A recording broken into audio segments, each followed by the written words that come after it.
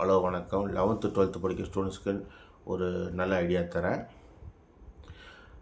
விடிய படித்து மனசையும் மூளையும் ஸ்ட்ரெஸ்ஸில் கொண்டு வந்து விட்றாதீங்க.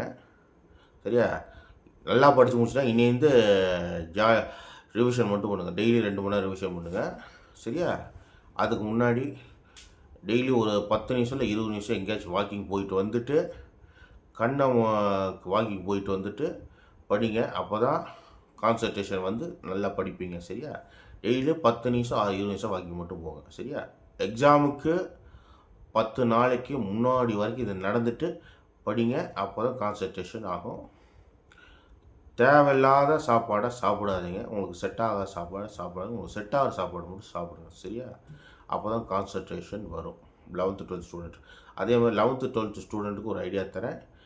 எக்ஸாம் எழுதுறதுக்கு முன்னாடி Horlicks, Boost, Viva or Maltova or Bournvita இதை ஒரு ஃப்ளாஸ்கில் சூடாக சக்கரை போட்டு எடுத்துகிட்டு போய் குடிங்க. குடிச்சிட்டு எக்ஸாம் எழுதுங்க. சரியா?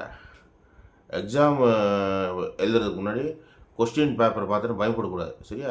கண்ணை மூடிட்டு அந்த சொன்னாங்களே எக்ஸாம் எப்படி எழுதணும்னு அவங்க இப்போ கொஸ்டின் பேப்பர் கொடுத்து ஒரு 10 நிமிஷம் 5 நிமிஷம் டைப் பண்ணுவாங்களா, ஒரு 15 நிமிஷம் கொஸ்டின் பேப்பர் வாங்கிட்டு ஒரு 2 நிமிஷம் கண்ணை மூடி இழுத்து மூச்சை விட்டுட்டு எக்ஸாம் எழுதுங்க. சரியா? அப்போ தான் ஸ்ட்ரெஸ்ஸு ஏறாது. சரியா? 2 நிமிஷம் கண்ணை மூடி இழுத்து மூச்சு விடுங்க. சரியா? அப்புறம் ஒரு கிளாஸ் ஒரு ஒரு டம்ளர் தண்ணியோ 3/4 டம்ளர் தண்ணியோ எடுத்து குடிச்சிட்டு கொஸ்டின் பேப்பர் பார்த்து எக்ஸாம் எழுத ஸ்டார்ட் பண்ணுங்கள். டென்ஷனே ஆகாதீங்க. எக்ஸாம் எழுதுங்க. சரியா? நல்ல மார்க் வரும். நீங்கள் படித்ததாக வந்திருக்கும். சரியா? எதுக்கும் பயப்படாதீங்க. சரியா?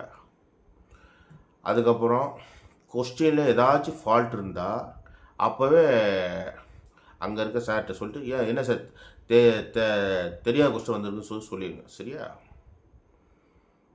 அதாவது ஒரு ஒரு கொஸ்டின் வரும்போது அது தப்பான வார்த்தைகள் 4-5 வார்த்தைகள் வந்தால் அப்போயே எடுத்து சொல்லிடுங்க. என்ன சார் தப்பான கொஸ்டின் வந்திருக்குன்னு சொல்லிவிட்டு சார்கிட்ட சொல்லிடுங்க. சரியா? அப்போ தான் உங்களுக்கு கரெக்டான பதில் கிடைக்கும். சரியா? எக்ஸாம் எழுத போது பக்கத்தில் இருக்க யார்ட்டையும் பேச வேணாம். நீங்கள் பாட்டு எக்ஸாம் எழுதுங்க. சரியா? Thank you God.